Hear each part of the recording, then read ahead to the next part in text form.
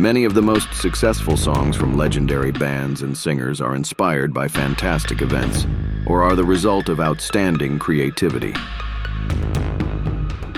However, as the saying goes, reality surpasses fiction. There are some songs that carry a real story behind them that would mark their composer. Remember to subscribe and leave your like to continue making more videos. You can also find these and other stories on our website, storiesbehindsongs.com. Without further ado, this is the Iceberg of songs based on real events.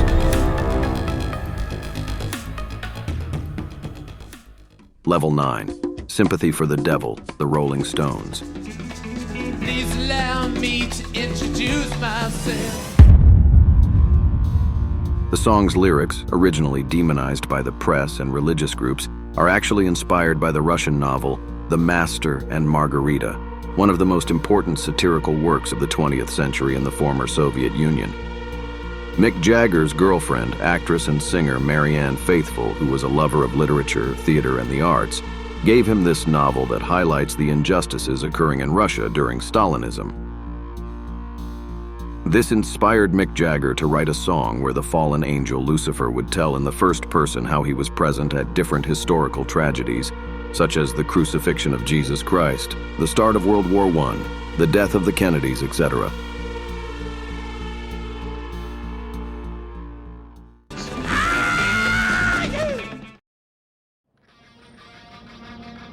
Level 8, Welcome to the Jungle, Guns N' Roses.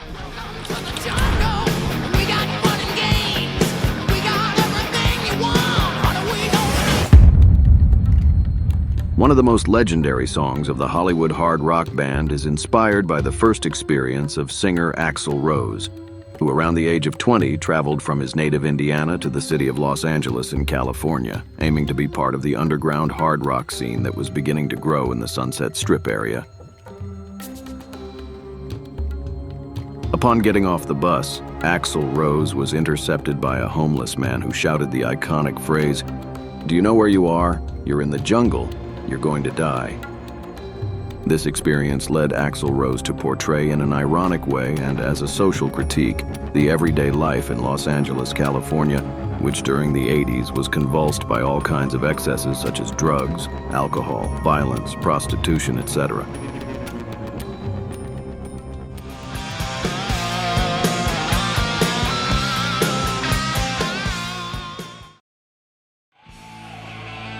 Level 7, Alive, Pearl Jam. She said, "Well, I got a little story for you." Many of the band's songs take their inspiration from real events, but in the specific case of this song, the first part is inspired by a personal moment of singer Eddie Vedder, who at the age of 13 was told by his mother that the man he thought was his father was actually his stepfather, as his biological father had passed away. This fact completely changed his way of seeing the world and his parents, while he was dealing with the changes of adolescence. Thus, the chorus, "I'm Still Alive," was an ironic way of expressing how he dealt with his new reality and that for him it was like a curse. However, over the years and after the accident at the Roskilde Festival in Denmark in the year 2000, which cost around 9 lives and led the band to consider their separation, people changed the meaning of the chorus to transform it into an inspiring phrase that invites overcoming life's adversities. Eddie Vedder himself declared that the new meaning the public gave to his lyrics allowed him to end that curse.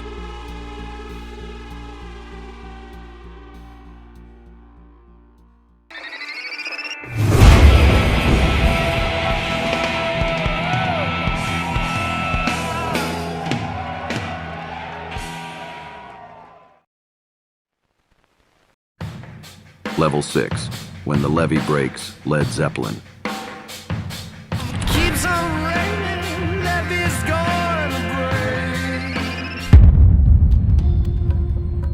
The lyrics of one of the most iconic songs of the London band are inspired by the original song of the African-American blues duo Kansas Joe McCoy and Memphis Minnie, who tell the fear and concern of the African-American community living in the lower part of the Mississippi River.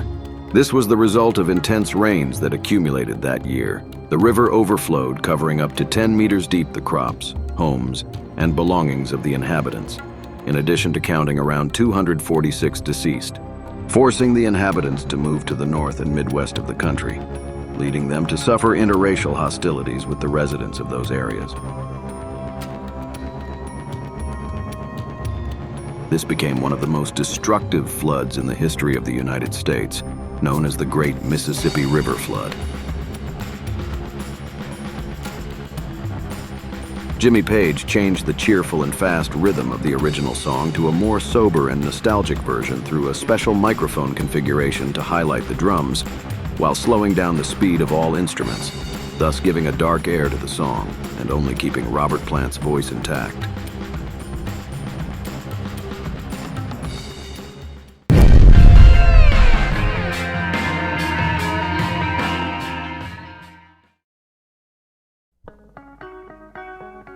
Level 5, Gimme Shelter, the Rolling Stones.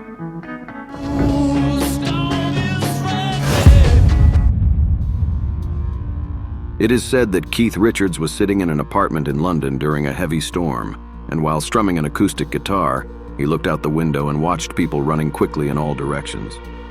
Seeing how some people lost their umbrellas to the strong storm made him feel as if they were in hell itself, which helped him compose the tune of the song, giving it a gloomy aura, which Mick Jagger liked, and to which he added lyrics that sought to capture the violent times that American society was going through.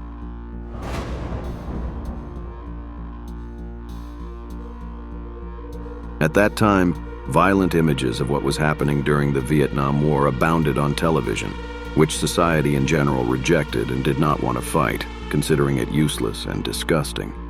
This led Mick Jagger to work on the 1969 album Let It Bleed as a set of end-of-the-world type songs, with this song being a story about the search for shelter from the approaching wars, military, racial, and ideological, in the form of a social apocalypse storm.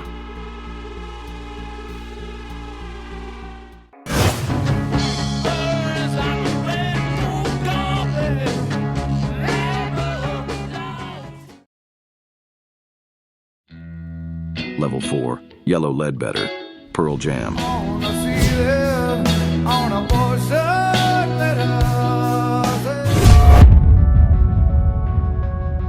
This painfully melancholic song has different versions in its lyrics, as singer Eddie Vedder usually adapts and molds its meaning according to the historical moment they are going through.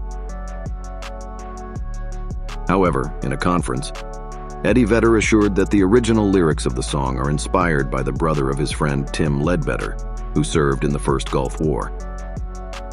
One day his friend received a yellow letter by mail informing him that his brother had died in the line of duty. Then they went out for a walk to assimilate the news, and passing by the beach they encountered an American flag and people coming out of a porch. When Vedder's friend saluted the flag, and those present as a form of respect for the war his country was fighting, they did not return the salute and looked at him with disapproval due to his appearance. This led Vedder to write an anti-patriotic song to make a social critique of the war, regardless of whether it was the Gulf War, the Vietnam War, or any that would arise in the future.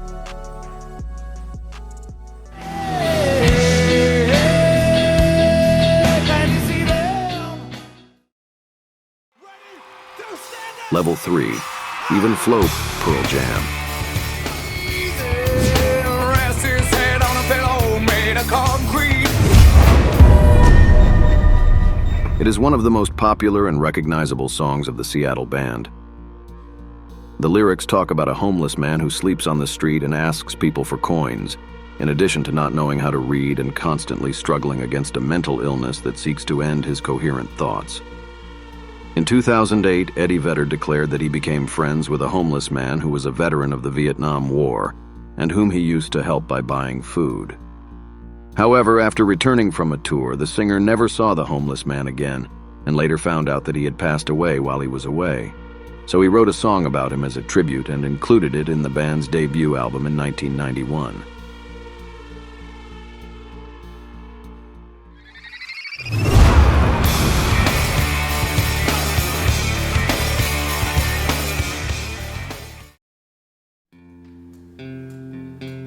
Level 2, Something in the Way, Nirvana.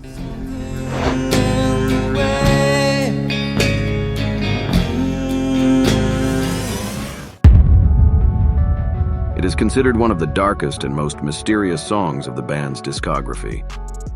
Kurt's childhood was always difficult, but in his adolescence he was kicked out of his mother's house, forcing him to drop out of school and seek refuge in different places.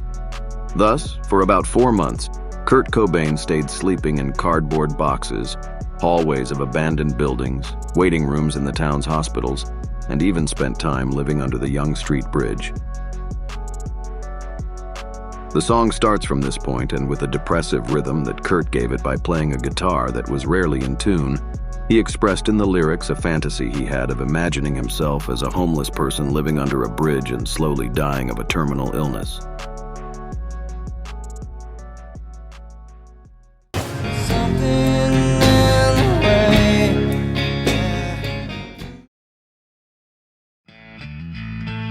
Level 1, Jeremy Pearl Jam. Drawing pictures of mountain tops.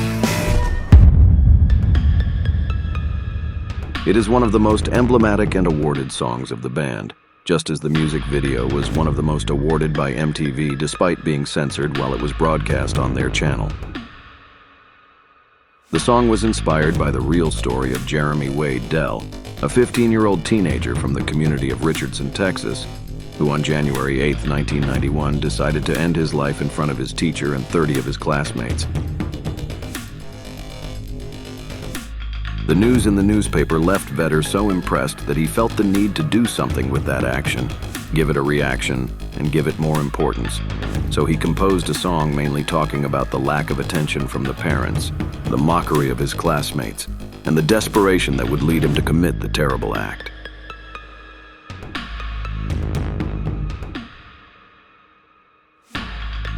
The music video showed a child actor in the role of Jeremy, in which scenes of the child drawing, running through the forest, fighting with his parents and schoolmates can be seen, while mixing with several shots of Eddie Vedder singing. At the end of the video, you can see how Jeremy enters the classroom, throws an apple at the teacher, takes a gun out of his pocket and puts it in his mouth, then closes his eyes and the shot changes, focusing on his classmates frozen in terror with their hands covering their faces and their uniforms ending up stained with blood. This shocking video was released in August 1992 and quickly became one of the most successful on the MTV network. However, by censoring the video and removing the part where Jeremy puts the gun inside his mouth, the sequence of scenes led the audience to believe that Jeremy had attacked his classmates. In February 1996, an attack occurred inside the junior high school in Washington when a 14-year-old student attacked his algebra teacher and 2 students. Once captured, he declared that he was inspired by the Pearl Jam video as well as other series and movies. Similarly, after the Columbine Massacre of 1999, the music video was banned on American television, and it was not until the year 2020 that the band published the uncensored video on their YouTube channel during the commemoration of the National Day of Awareness of Gun Violence.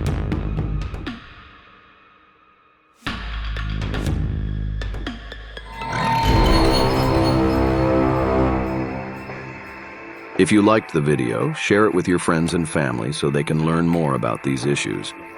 Remember that you can leave us comments about which other bands or singers you would like to know stories behind their songs. Until next time.